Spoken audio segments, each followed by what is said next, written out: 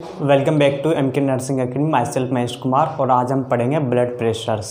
Blood pressure क्या होता है? ब्लड प्रेशर ब्लड के द्वारा ब्लड वेसल्स की वॉल यानी कि दीवार के विरुद्ध लगाए जाने वाला प्रेशर ब्लड प्रेशर कहलाता है। अब इस ब्लड प्रेशर की डेफिनेशंस को इस डायग्राम के जरिए से समझने की कोशिश करते हैं। ये ब्लू कलर से हमने वेसल्स बनाई हैं, ब्लड वेसल्स, और इसके अंदर ये रेड कलर से ब्लड फ्लो कर रहा है। ये ब्लड इस वेसल्स के अगेंस्ट पे एक प्रेशर जनरेट कर रहा है, इसी को कहते हैं ब्लड प्रेशर्स। ब्लड प्रेशर की नॉर्मल वैल्यू को देखते हैं 120/80 mmHg। 120/80 नॉर्मल ब्लड प्रेशर होता है इन अडल्ट कंडीशंस में। तो ऊपर वाला सिस्टोलिक प्रेशर होता है और नीचे वाला डायस्टोलिक प्रेशर होता है।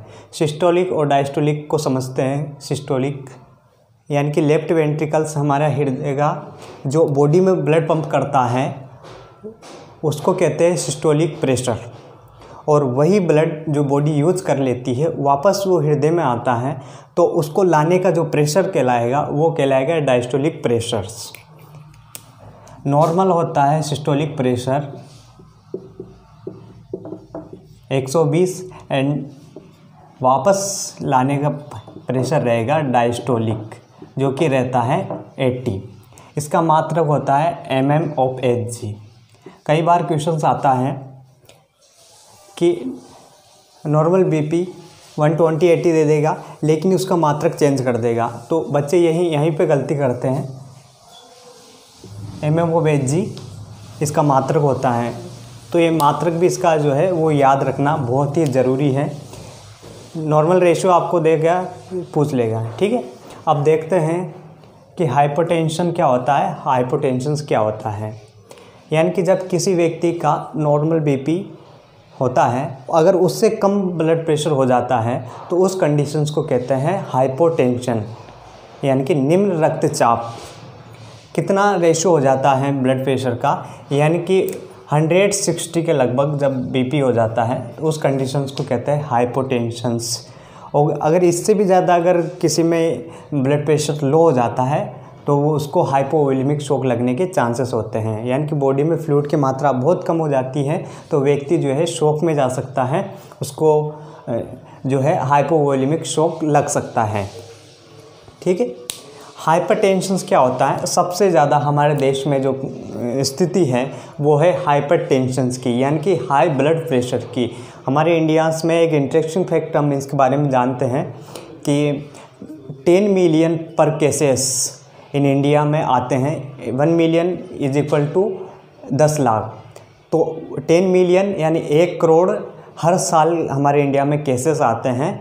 और इंटरेस्टिंग बात एक और ये है कि 1.61 मिलियन यानी कि 16.5 लाख लोग प्रत्येक वर्ष हमारे इंडिया में हाई ब्लड प्रेशर की वजह से मर जाते हैं। ये बहुत ही रोचक बात है ये, और बहुत डराने वाली बात है कि जिनका ब्लड प्रेशर बढ़ा हुआ है वो इस कैटेगरीज में सिलेक्टेड हो जाते हैं। बहुत ही मुश्किल है, बहुत ही जो है वो उनके लिए चिंताजनक बात है, ठीक। ब्लड प्रेशर को मेज़र करने का इक्विपमेंट क्या होता है? एग्ज़ाम में कई बार क्वेश्चन आया, बहुत सिंपल है लेकिन आता रहता है। ये इस तरह का इक्विपमेंट होता है जिसको स्पेग्नोमोमीटर्स कहते हैं।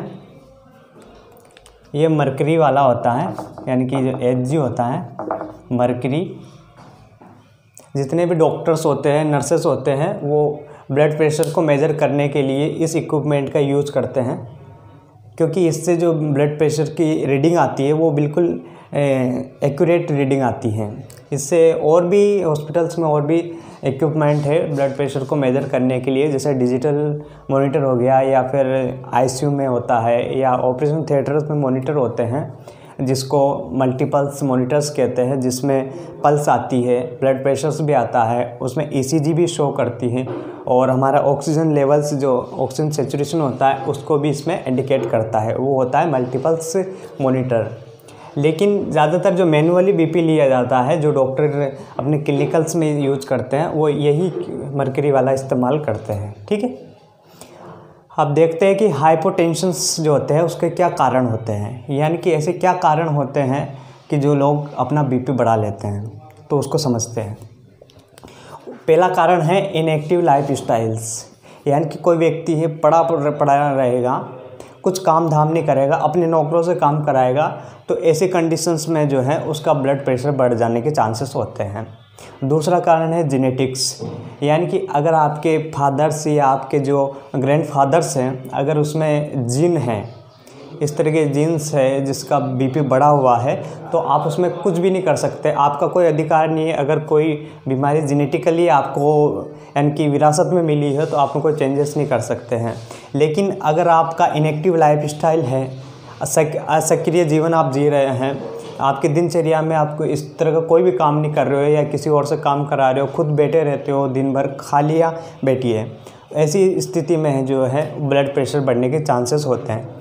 दूसरा कारण है ओबेसिटी।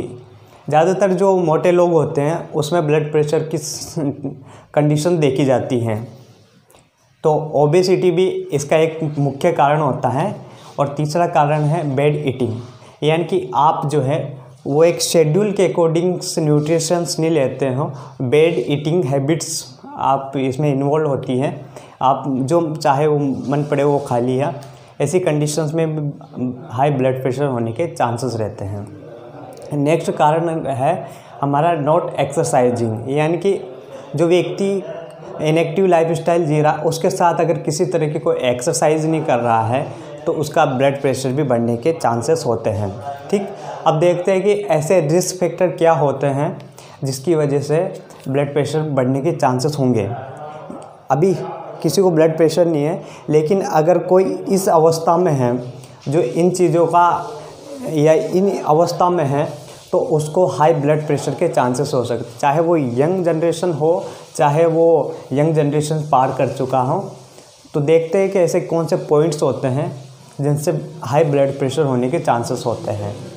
पहला कारण है इनएक्टिव लाइफस्टाइल, जो अभी आपने देखी कि कोई जो बड़े लोग होते हैं वो अपना काम खुद नहीं करते हैं, बाकी दूसरों से करवाते हैं, ऐसी जो दिनचर्या होती है उनमें ब्लड प्रेशर बढ़ने के चांसेस रहते हैं। दूसरा कारण होता है स्मोकिंग।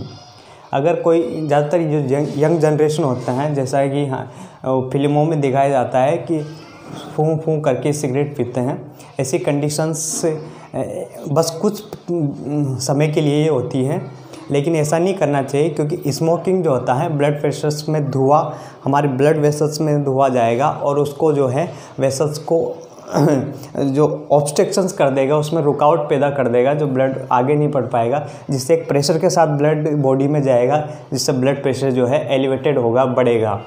तो स्मोकिंग को रोकना चाहिए।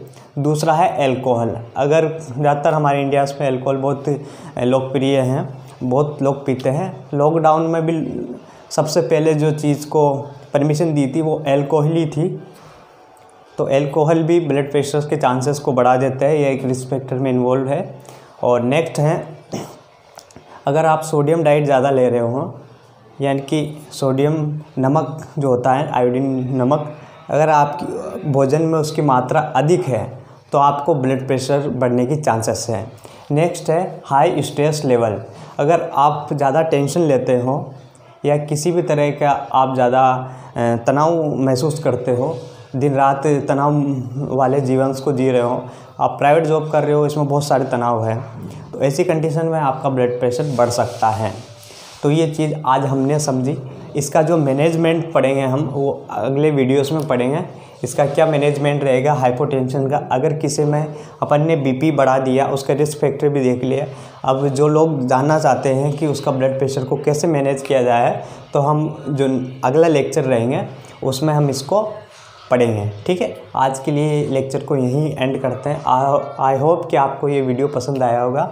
वीडियो अगर पसंद आया या किसी भी तरह का कोई आपका सजेशन है या कोई प्रॉब्लम है तो आप हमें कमेंट बॉक्स में कमेंट कर सकते हैं। धन्यवाद।